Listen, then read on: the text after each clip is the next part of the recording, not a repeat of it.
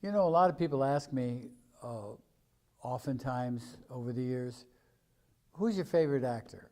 Well, I have a number of actors that I admire tremendously, but I think probably one of the most important and best actors of the 20th century was Montgomery Clift.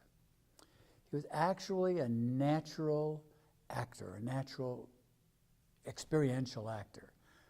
I saw him do his first film, I think it was called The Searchers, or The Search.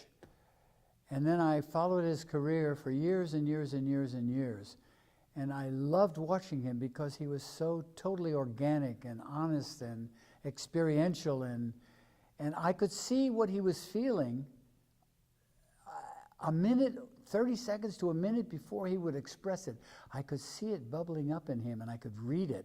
And then it would come out. And even though I was surprised, I knew it was going to be there. And I saw him do, when he did Wild River, for example, I think Kazan directed that with Lee Remick. He has a fight with somebody, and he gets the shit kicked out of him, and he's laying on his elbow, and Lee Remick is in the shot, and he says, you know, just once in my life, I kind of would like to win a fight.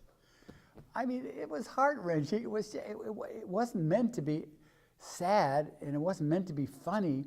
It had a pathos to it, a reality to it, that anybody watching that moment could identify with him.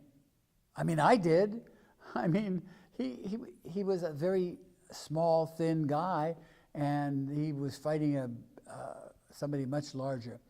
And in From Here to Eternity, he was incredible. He was an incredible actor in everything he did. Then he did, and also in The Young Lions, he walked Hope, somebody, I forget her last name, walked her home, and he was, you know, very taken with her. And she lived in Brooklyn, I believed, and he didn't know how to get back to the city, Manhattan.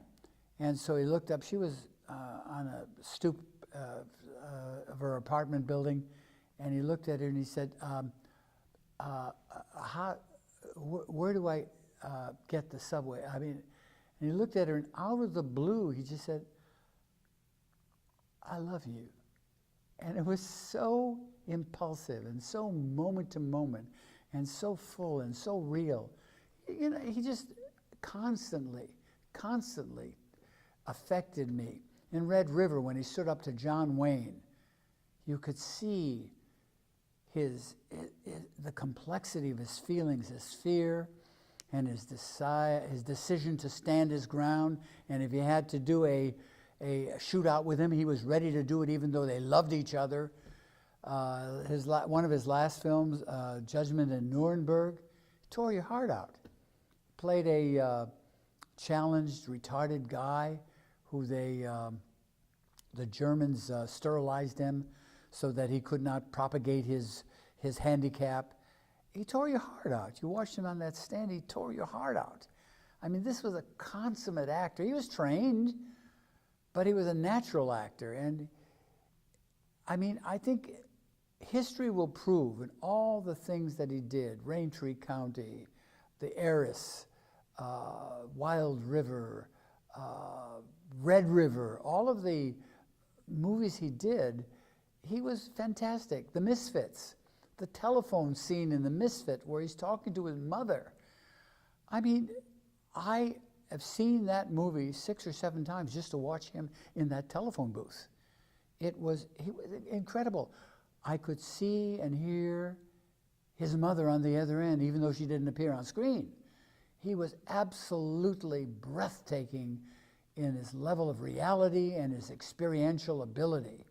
I mean, a consummate actor. I mean, there are a lot of other actors I admire, you know, Jack Nicholson, Johnny Depp, Anthony Hopkins, Robert De Niro.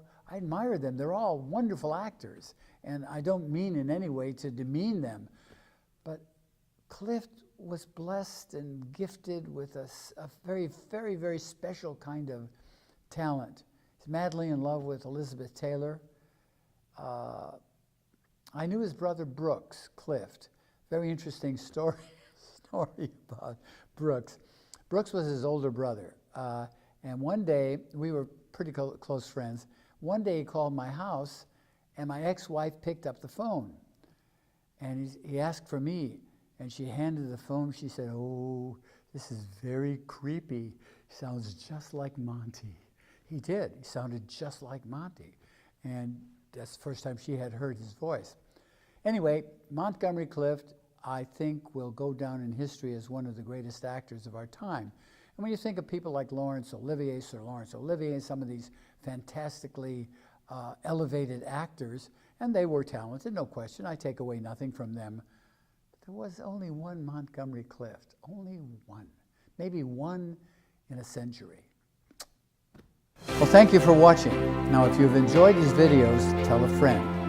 And for more information about videos, my books, my classes, go to my website, www.ericmorris.com. And until next time, this is Eric Morris saying, no acting, please.